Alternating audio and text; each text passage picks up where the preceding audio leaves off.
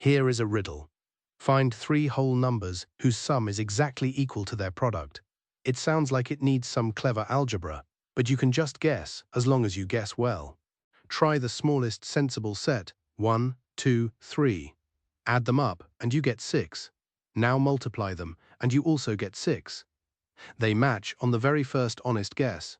No algebra, no clever setup, just a good guess and a quick check against the rule.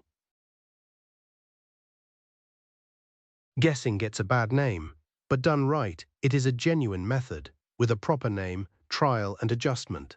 The trick is not the first guess, it is what you do with a guess that does not quite work. Guessing well means three things: guess boldly and start simple. Then check your guess against every single condition, not just the easy one. And the most important rule of all, let the miss steer you. A guess that fails is not wasted effort. It carries information, telling you which way to move on the next try, bigger or smaller, this factor or that. That is the exact thing that turns blind guessing into a real method. Now a harder one. Three runners start together on a circular track. One finishes a lap every 2 minutes. One every 3. One every 5. When are all three back at the start line at the same moment? Start bold. Guess 6 minutes. In 6 minutes, the 2-minute runner does 3 whole laps, back at the start. The 3-minute runner does 2 laps, also home. So far, so good. But the 5-minute runner, 6 divided by 5 is 1.2, 1 lap and a bit, stranded partway round the track. So 6 fails, and here is the useful part. The failure is specific. It says the answer must also divide evenly by 5, which the 2 winners already do not spoil. So jump to a time that all 3 divide, the smallest number 2, 3 and 5 all go into. That is 30. 30 over 2 is 15 laps, 30 over 3 is 10, 30 over 5 is 6. Every one a whole number of laps, so all 3 cross the start line together at exactly 30 minutes. Notice what happened. One failed guess at 6 pointed straight at the missing factor of 5, and that carried us to the answer. That is guessing with your eyes open. Guessing also lets you close in from both sides. 100 monks eat 100 buns.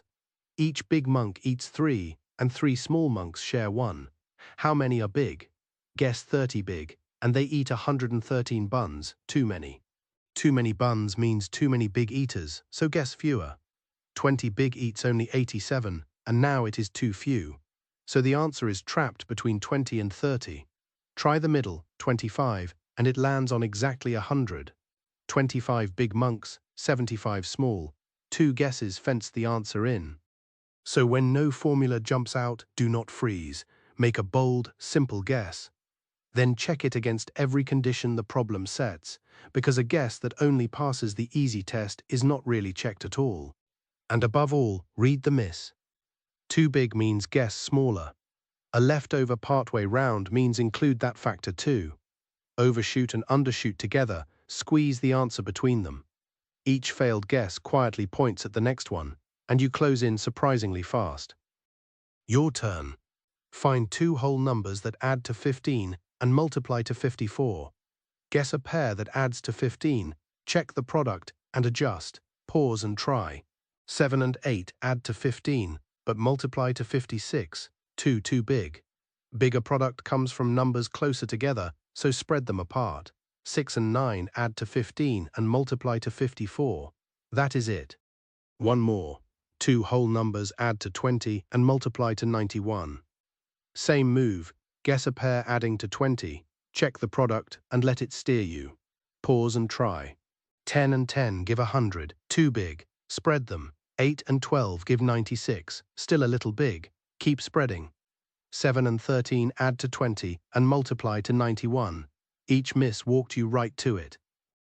This is not a beginner's shortcut you grow out of. Estimate, test, correct is how engineers size things, how you find a password you half remember, even how computers hunt for answers they cannot solve directly. A guess you actually test will always beat a blank stare. So when you are stuck without a formula, guess boldly, check against every condition, and read what the miss is telling you. A wrong guess is never wasted. It points you straight at the right one. That's all for this video.